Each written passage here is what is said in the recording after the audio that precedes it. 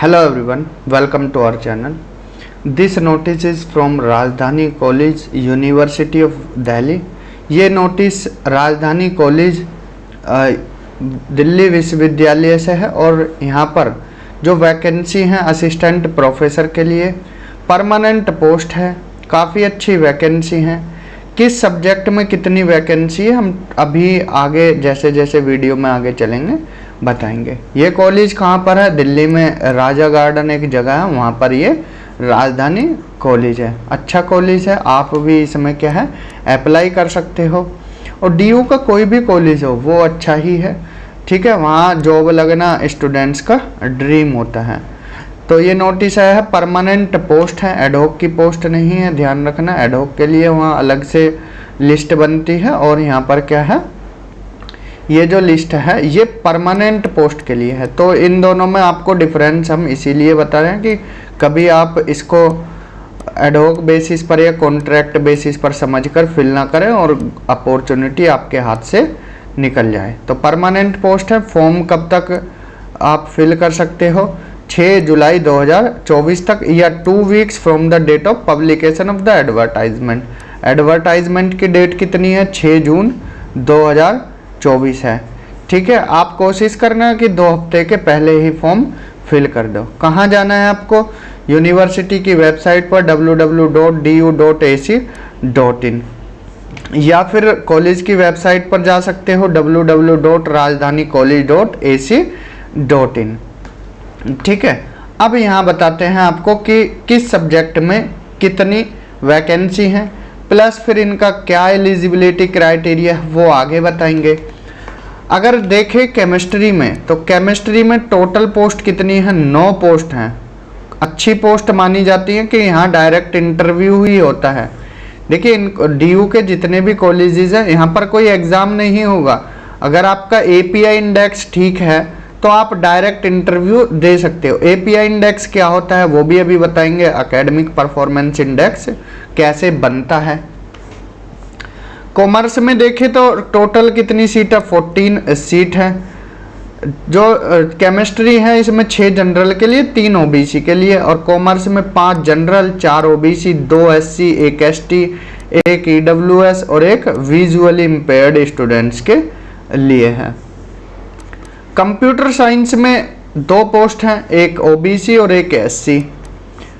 Economics में 5 सीटें हैं, 2 जनरल कैटेगरी कैंडिडेट्स के लिए, 1 OBC, 1 EWS and 1 visually impaired students के लिए है। इंग्लिश में टोटल 5 सीटें हैं, 2 जनरल, 2 ओबीसी और 1 ईडब्ल्यूएस। हिंदी में यहाँ पर 3 पोस्ट हैं, 1 ओबीसी के लिए है, 1 एससी के लिए और 1 एसटी के लिए है। हिस्ट्री के लिए 7 पोस्ट हैं, 1 general, 1 OBC, 2 SC, 1 ST, 1 EWS और 1 विजुअली इम्पेयर्ड। मैथमेटिक्स में टोटल 11 पोस्ट हैं, 4 general, 3 OBC, 1 SC, 1 ST, 1 EWS, 1 यहाँ पर है हियरिंग वाले, हियरिंग इम्पेयर्ड स्टूडेंट्स के लिए। फिजिक्स में 1 पोस्ट है और वो ईडब्ल्यूएस के लिए रिजर्व है। एनवायरमेंट साइंस में 1 पोस्ट है, वो ईडब्ल्यूएस के लिए रिजर्व है। इलेक्ट्रॉनिक्स में 4 पोस्ट हैं, 2 जनरल और 2 ओबीसी। तो टोटल यहाँ पर 62 पोस्ट के लिए क्या है वैकेंसीज हैं। 11 सब्जेक्ट एंड टोटल वैकेंसी कितनी है? 62 वैकेंसी है। अगर आपका सब्जेक्ट यहाँ पर मेंशन है तो आप फिल कर सकते हैं। डेट ऑफ क्लोजिंग जैसा कि हमने बताया है, लास्ट डेट है एप्लीकेशन के लिए 6 जुलाई 2024 या 2 weeks from the date of publication of the advertisement in the employment news whichever is later, ठीक है, जो इनमें से बाद में आएगा। तो आप इनको फिल कर सकते हो, ठीक है। बाकी ये वेबसाइट पर जाकर भी आप डिटेल्ड नोटिफिकेशन पढ़ सकते हो। तो यहाँ पर एलिजिबिलिटी क्राइटेरिया क्या है? असिस्टेंट प्रोफेसर्स के लिए 55% मार्क्स होने चाहिए मास्टर्स में, ठीक है। 5% की छूट मिलती है एससी एसटी कैटेगरी स्टूडेंट्स को के लिए। आपका नेट क्लियर होना चाहिए, ठीक है। जो यूजीसी या सीएसआईआर कंडक्ट कराता है नेट का एग्जाम, वो क्लियर होना चाहिए। पीएचडी डिग्री अगर देखिए आपकी यहाँ पर दो हमने बताया, नेट होना चाहिए प्लस मास्टर्स में 55, या फिर आपकी पीएचडी होनी चाहिए कंप्लीट, और लिखा है ना, या तो वो होना चाहिए कि मास्टर्स में 55% मार्क्स नेट क्लियर, या फिर आपकी पीएचडी कंप्लीट होनी चाहिए। यहाँ पर कुछ जनरल नोट लिखे गए हैं, ठीक है। नेट का एग्जाम मिनिमम एलिजिबिलिटी है असिस्टेंट प्रोफेसर के लिए, या फिर आपकी पीएचडी कंप्लीट होनी चाहिए। यहाँ पर सब लिखा है, आप पढ़ सकते हो। PhD degree of the candidate awarded in regular mode only, ठीक है। The PhD thesis has been awarded by at least 2 external examiners and open viva वो, ठीक है। कुल मिलाकर यह आपकी पीएचडी कंप्लीट होनी चाहिए, या फिर आपका मास्टर्स में 55 और नेट क्लियर रहना चाहिए। 5% का रिलैक्सेशन जैसा कि हमने बताया, SC ST OBC और पर्सन विद डिसेबिलिटी, इनको 5% की छूट मिलेगी कि इनके मास्टर्स में कितने 50% मार्क्स होने चाहिए।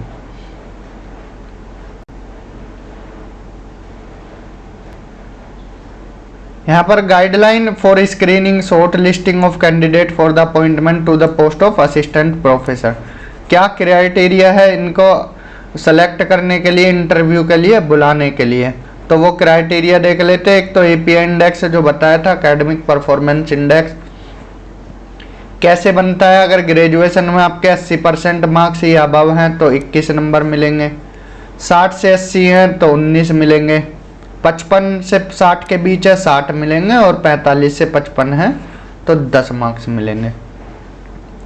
पोस्ट ग्रेजुएशन में अगर 80 एंड अबव है 25 मार्क्स, 60 से 80 है तो 23 मार्क्स, 55 और 50% मार्क्स SC ST OBC और PWD केस में इनको मिलेंगे कितने 20 मार्क्स, ठीक है।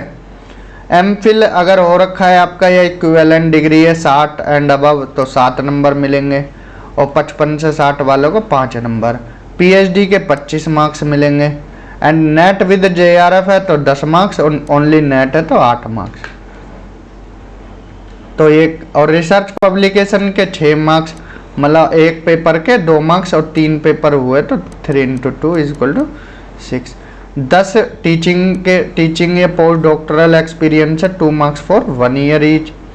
अवार्ड्स, इंटरनेशनल अवार्ड या नेशनल अवार्ड है उसके 3 मार्क्स, एंड 2 किसके स्टेट लेवल का कोई अवार्ड मिला है, तो इनके बेसिस पर आपका एपीआई बनेगा, ठीक है। Experience rendered on temporary ad hoc contractual postdoctoral basis shall be taken into account only if the candidate is drawing salary consolidated pay not less than the minimum basic pay as prescribed by the UGC। अगर आपने ad hoc पर भी पढ़ाया है तो वो भी experience आपका काउंट होगा, ठीक है। गेस्ट फैकल्टी का नहीं होगा, दोनों में अंतर होता है, गेस्ट फैकल्टी और ad hoc में, ठीक है। However, if the period of teaching postdoctoral experience is less than 1 year, then the marks shall be reduced proportionally। अगर 1 ईयर से कम एक्सपीरियंस है तो मार्क्स कटेंगे। तो MPhil 25 marks, MPhil MTech LLM MEd और equivalent plus PhD, JRF NET के 10 और award category के 3 मार्क्स। तो एकेडमिक स्कोर आपका 84 हुआ, 6 रिसर्च के और 10 टीचिंग के, तो 100 में से आपकी यहाँ पर 100 में से जितने मार्क्स आएंगे वो एपीआई इंडेक्स आपका बन जाएगा। कौन कौन शॉर्ट लिस्ट करेगा, प्रिंसिपल कॉलेज के 2 टीचर सब्जेक्ट के, ठीक है। ये एक टीचर डिपार्टमेंट के नॉमिनेट करते हैं, ये पूरी एक इनकी टीम होती है, वो यहाँ पर आपको सेलेक्ट करेंगे।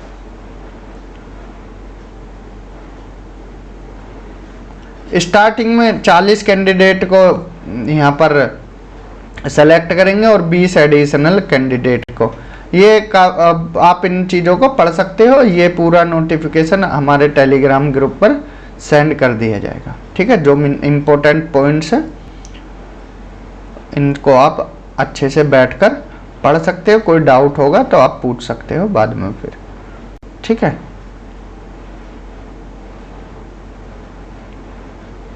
ये सारे पॉइंट्स इम्पोर्टेंट पॉइंट्स हैं।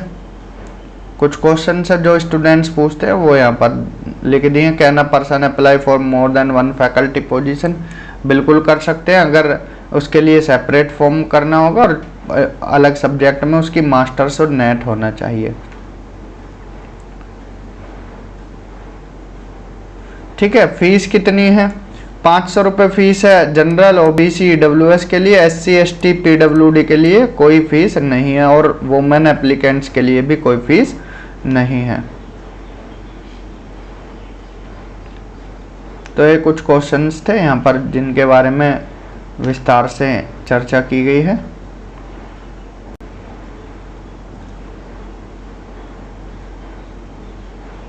ठीक है, ये क्वेश्चंस भी आप पढ़ सकते हो, आपको कुछ फ़ायदा ही मिलेगा इनको पढ़ने से।